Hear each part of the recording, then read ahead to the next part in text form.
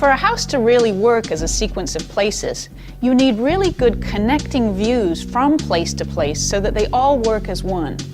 In this lovely house that was remodeled by architect Jennifer Hustis, you really see how these connecting views work. There are a number of framed openings as you enter the house that define each view, so they're connecting you to the next place in the sequence. Look what happens though when you take that framed opening away. It's just amorphous space. It doesn't give you the definition from place to place. You don't get the sense of a connecting view. It's just all one thing. So the framed opening in this case is a tool that's really valuable as this connection device.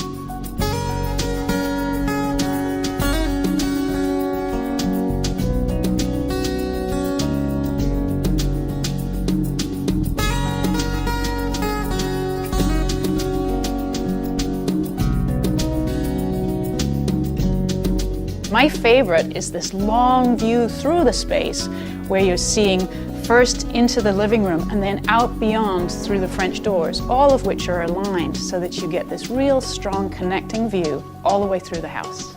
So it's a very simple and very beautiful approach to connecting views. In this house, which was remodeled by architect Jean Recamp Larsen, you can see that she uses connecting views to connect this eating area with the dining room and living room that are beyond.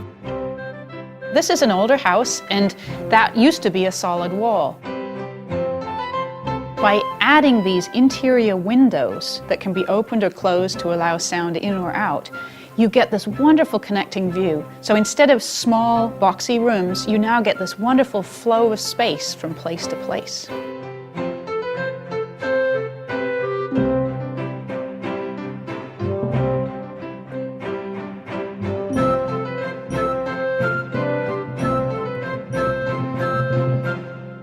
There's another way also that you can use interior views and use it to make a house feel significantly bigger, and that's by using what I call a diagonal view.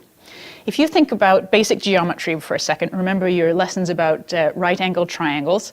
We have the vertical, we have the horizontal, and then the longest line in this triangle is from this point over to this point, so you get that long hypotenuse. Now, if you've got the side of your house and you've got the back or the front of the house, and you connect that point to this point, we're looking along the diagonal, and so we have this view from one corner of the house to the other.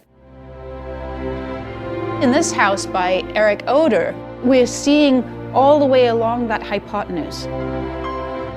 This is not a big house, but it's made to look much bigger because we can see that longest dimension. And then in this house by Peter Twombly, you see that same idea. So it's a very simple way, whether you're building new or remodeling, to make a little space look like a lot more. And this house actually has another type of interior view as well, a long view through. Here you can see we're standing at the front entry and we're looking all the way through the house to the far end, which accentuates that length.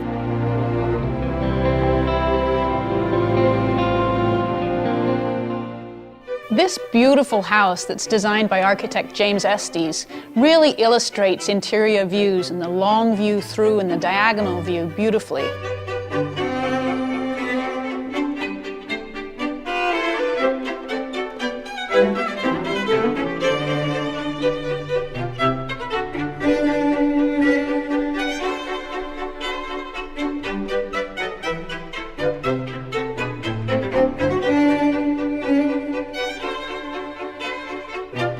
This is not a big space at all, but because of these long views in each direction, we end up perceiving a lot more space than is actually there. In the house I designed in Vermont, you get another really good illustration of this long view through. You'll notice you get just a taste of the sequence of places along the way. So it draws you through, it makes you want to go and explore. In fact, a view like this is a lot like a good book. It makes you want to know what happens next. And so you're drawn into the space, and when there's a light at the end of that walkway, it really draws you through. We've all heard that when we die, we are going to move towards the light, right? Well, in fact, it's not just a near-death experience. We are physiologically programmed to move towards light. So architects actually use this idea all the time, that we have a principle that's called light